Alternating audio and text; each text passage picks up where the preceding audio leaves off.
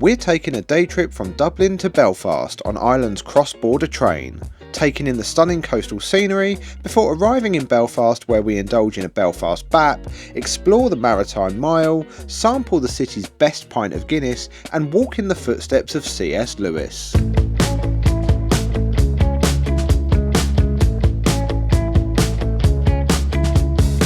Well, good morning from here in Dublin, Ireland. We are currently walking along the banks of the River Liffey towards Dublin Connelly train station because we are taking a train up to Belfast for the day. Now, if you haven't seen our Dublin video, this has all come about because our flight got cancelled due to the disruption at Heathrow because of the big substation fire. So we now find ourselves on the island of Ireland for an extra few days. So we sat there last night in our hotel and thought, oh, I wonder where we could take a day trip to. Belfast. Why not? Why not? The train ride's only a couple of hours from Dublin up to Belfast. We've heard it's supposed to be quite a scenic rail journey, and actually it isn't that expensive. It was €70 for both of us return, which I think came out of our bank last night at like £58. That's cheaper than us getting a train to London and back. Yeah, which doesn't take anywhere near 2 hours. We've no idea what the Irish trains look like, how comfortable they are. We've got reserved seating, so we'll get our way to Dublin Connelly station. We need to pick up our tickets. Yep. I did book them on the Irish Rail website last night, which was nice and easy to do. It's given me a ticket collection reference, so we just need to get to the station, find a ticket collection machine, put that reference in, and hopefully it will spit our tickets out for the day. Find out where we're going. Then get coffee. Oh yeah, well yeah. Let's not talk about the coffee in the hotel. Oh. We need to get a coffee. Oh. And then hopefully find our train and the platform and everything, and nice little pleasant train ride up to Belfast.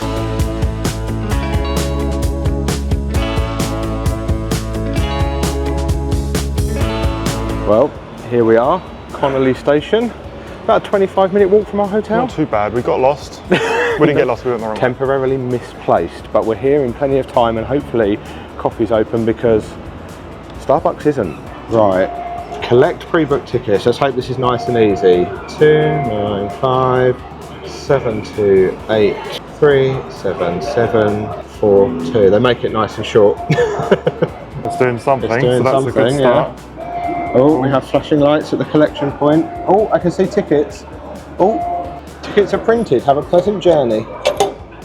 There we go. Oh, nice one. Nice and easy. Nice and easy. Well, I never thought I'd be happy to see a Pret open, but it is our only option apparently at the station this early. So porridge and honey for some breakfast, and most importantly, iced latte. Their coffee's not too bad iced, so No, we only like it iced. should be a good start, and then we can get something proper when we get to Belfast.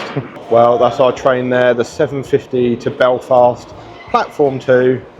Nice and easy, nice and clear. And we don't even have to navigate the ticket barrier. We can go straight through that door there. Oh, that's well easy. Okay, here's our train. Right, we are coach E, seats 11 and 12. It did give me the option to pre-book our seats last night. I think I've booked forward facing. God, I hope we have. It wasn't 100% clear, but I think so. Well, I didn't quite book us the furthest carriage away. Second to furthest away. It's fine, it's fine. Sounds like it's got the engine on. It is an engine, it's a diesel. It's not electric at all. I assume we just get on. I It guess doesn't so. tell me what seats go in which doors, so we're just going on.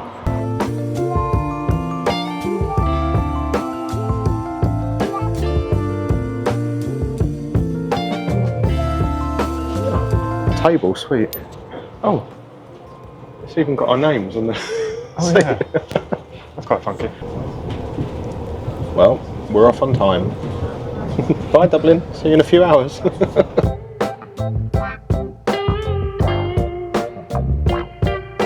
As we departed Dublin, Josh was relieved I had indeed booked forward-facing seats, complete with a table that we had to ourselves for the entire journey.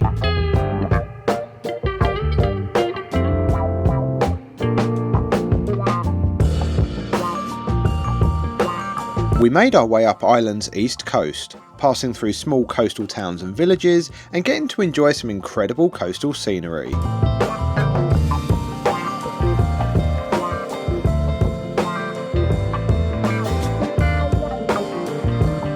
After crossing the River Boyne on the Boyne Viaduct near Drogheda, we got to stop at Dundalk with its adorable old signal box, before continuing through the Irish countryside and on to Belfast Grand Central. Just in time for the rain.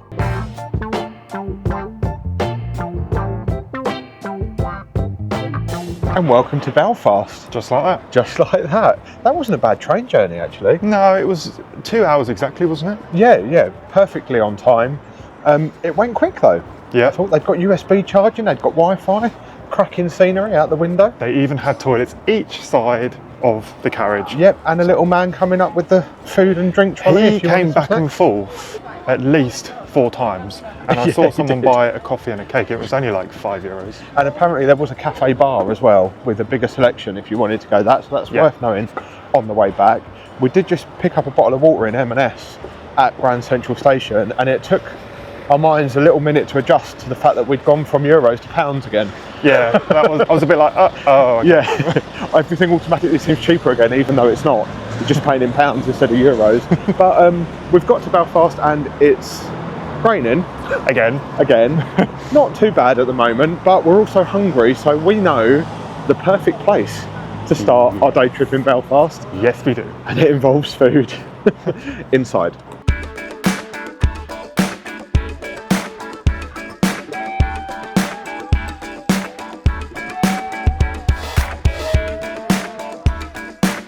So this is St George's Market. It's been here since the 1890s, this place. It's only open on a Friday, Saturday and Sunday. They have different focuses for the market every day. Luckily we're on a Saturday, it's all about the food. That's what I'm here for. But last time we were here, we got a Belfast Bap from a place called Sizzle and Roll. Yeah. Bloody amazing, but we've been told by so many people it's the wrong place. You need to go to the Belfast Bap Company. Guess where we're going today? The Belfast Bap Company. That's the one. So we've just ordered from the Belfast Bap Company. We've got a little pager waiting for order. 30 minutes it's going to take. I mean, I'm not surprised. It's quite busy. That's a sign of how popular it is. So we thought, let's grab ourselves a cheeky little coffee while we wait from SD Bell & Co. right behind you. We've gone for a latte. $6.60 for 2. Pretty standard, isn't it? Standard. And luckily we can stand in here out of the rain, sip our coffee, wait for our buzzer to go off and then stuff our faces. Sounds good to me. As we were stood outside the coffee place, I noticed it says on there that it's actually Ireland's oldest coffee roasters. Oh, okay. And on the cup it says Belfast, Northern Ireland since 1887. We didn't even do that one on purpose. No, we've done that by mistake. Anyway, we found some seats now while we wait for our food, so even better, cheers. Cheers. To a day trip to Belfast from Dublin. Hey. Let's hope it's not a load of balls. And the jokes start here. Oh my God, I have absolutely no words. I don't know how we're going to eat this, but we're going to have to find a way. That is incredible. I really don't know how I'm going to approach that. One lady was like, how are you going to eat that? And I said, we've got one each. Maybe we should have shared, but we also didn't go for the Bap this time because we had a Bap last time, so we thought we'd go with the soda bread this time. So somebody's probably still going to say we've done it wrong, but what can be wrong about that? I mean, that is humongous. Wish us luck. Bon appetit. I feel like my tactic is to split it in half. You've got a runny yolk as well and ketchup, so I feel like you're going to... The sour bread alone That's is really probably the way heavy. to do it, isn't it? 2 on toast rather than one big sandwich. I feel like you're cheating slightly though. I did, but I'm not getting that down my throat. And in this episode of Man versus Food, man lost, and so did Fork. Well, that, excuse me. That was the end of us. That was a challenge. So lesson number 1, don't do what we did. Get one to share, Definitely. do not have one each. We started seeing people walk past with the Baps and we were like, oh my God, I hope that's just not how they come because they're stacked so high. We started going, oh my God, look at that, oh my God, look at that. And then you started going, I think that's what ours is going to look like. I think and that's just the standard one, and it is. So yeah, felt like a famous person then. Everyone wanted to take their photos of it. They were like, do you mind if I take a photo? I'm like, go for it. Yeah. Fine. Go for it. It's slowing us down from having to figure out how we're going to eat it. Yeah. And now I need to walk it off. Yeah, I feel like we stopped at the right time. Yeah, there was no way I could finish all that. No, absolutely not. Anyway, I'm going to walk it off and Do a bit of exploring. do a bit of exploring. Slowly.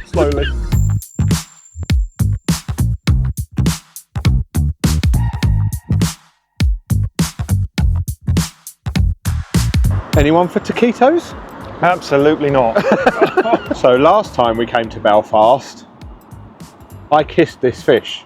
Because apparently, according to legend, it's a wise salmon, and if you kiss the fish, you get filled with knowledge.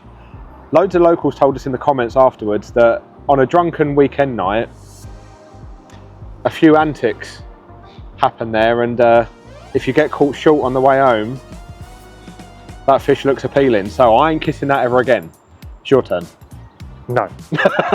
And I don't remember seeing these guys last time, even though Josh is saying we did see them.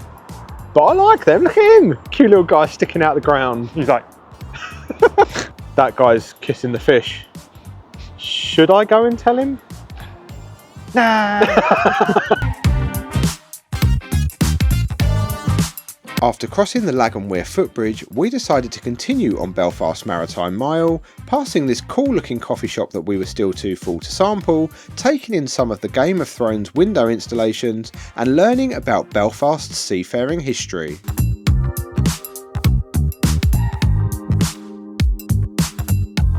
Now apparently, the noises are activated by movement, but there's a secret path through that if you find it, it doesn't set off any noises.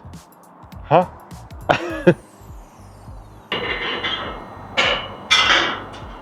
I don't think you found it. So there's a secret path through here. There's a secret path through that doesn't set off any noises, but I think you've already failed. Oh, I failed But miserably. it's meant to mimic the noises from the shipyards, like the clanging and the banging and everything that would have been going on when they were building ships here. So I assume. Oh!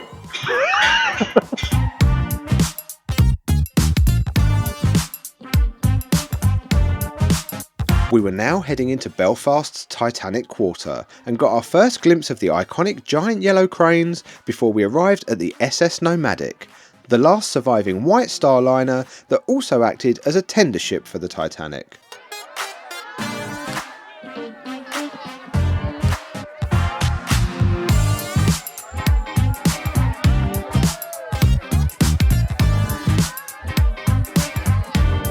That building is something special, isn't it? And we did get to experience Titanic Belfast last time we were in the city, and we would highly recommend doing that. It's worth every penny. But what we didn't get to do last time we was here is walk out onto the Titanic slipways and go a bit further up there, because the weather was absolutely atrocious. So windy. Jason nearly lost his hat.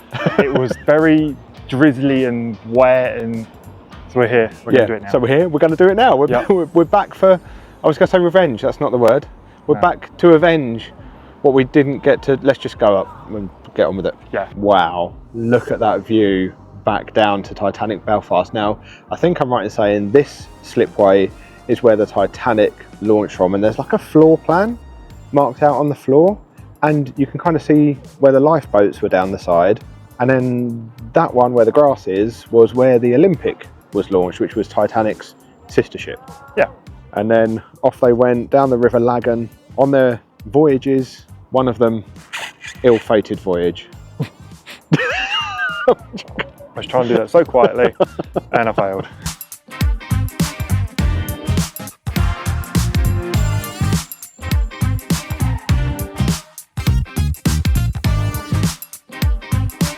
Lovely. We've seen a few of those Game of Thrones stained glass windows on the Maritime Trail, and the whole reason they're here is because that right there is Titanic Studios, and that is where a lot of the Game of Thrones scenes were filmed. Now, we've never seen Game of Thrones. Not really a big fan. How can you be a fan if you've never seen it?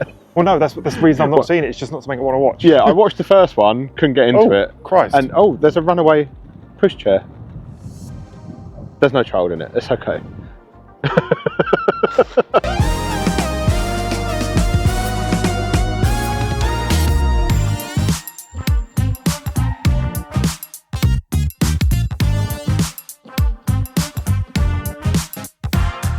Obviously another highlight of this area of Belfast is the two massive Harland and Wolff cranes. Now I always want to call these David and Goliath, which doesn't make any sense because they're both huge, and that's because they're called Samson and Goliath. But incredible part of Belfast shipbuilding heritage, and it's nice to see them up close without a load of wind and rain in our eyes this time. Yeah, we can actually see them properly.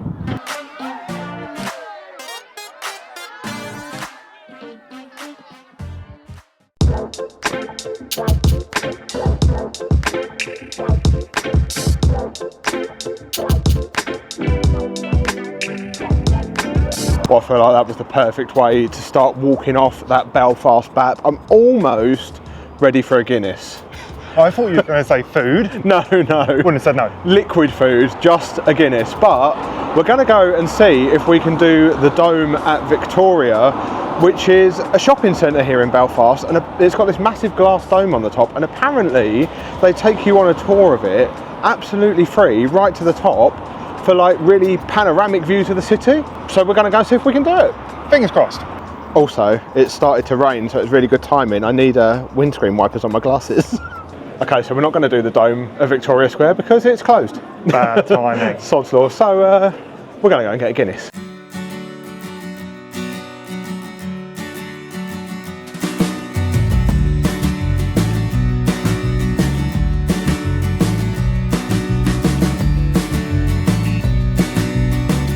Now, last time we were in Belfast, we went to a place called the Dirty Onion, and the bartender recommended about 20 different pubs across the city, and he told us that White's Tavern is apparently meant to serve the best pint of Guinness in the city. We didn't get time to go to it last time, so here we are this time. It's like tucked down this cute little alleyway as well, so hopefully it's not too busy inside. I was wondering where you was taking me.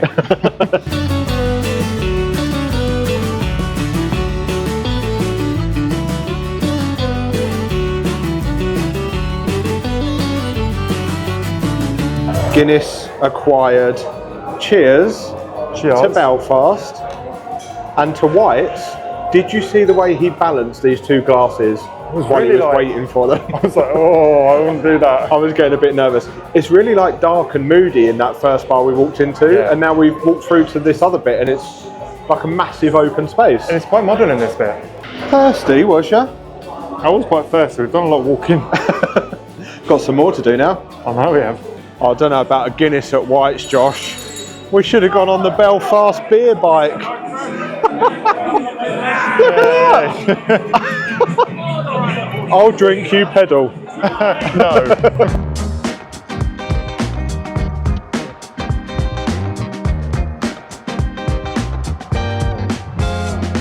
Despite the threat of rain, we decided to walk New Townards Road out of the city centre, passing by some incredible street art dedicated to the memory of the Titanic, as well as the Titanic Yardmen sculpture at Dr. Pitt Memorial Park, before reaching our destination, C.S. Lewis Square. C.S. Lewis, best known as the author of the Chronicles of Narnia, was born in Belfast in 1898. And this square is home to impressive sculptures of all the notable characters from his most famous work of fiction.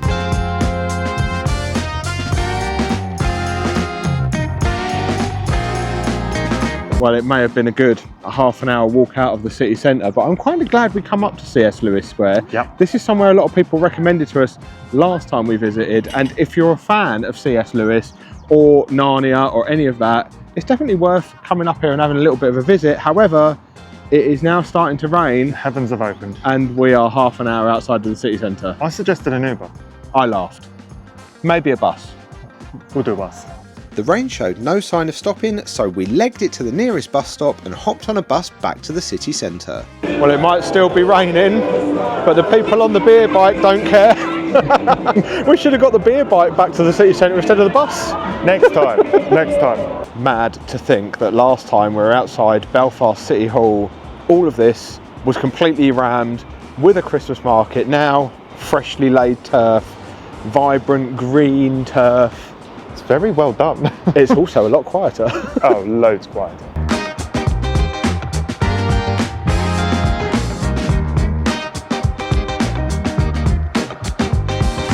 That is naughty. I saw it and it just caught my eye and I thought, well, you know, if you can't treat yourself to a bit of cake every now and then, We've had a right mix of drinks today. I've gone for a blueberry matcha. You've got a mango matcha? Yeah. Oh. Cheers. Oh, that's a game changer.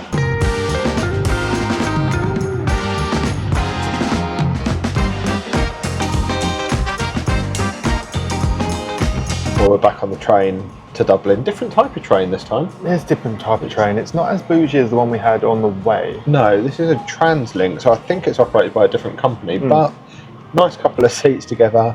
Coffee for the journey. I was about to say I'm absolutely freezing, but I do have an iced coffee. That's why I went for a hot one. And we've got some snacks as well.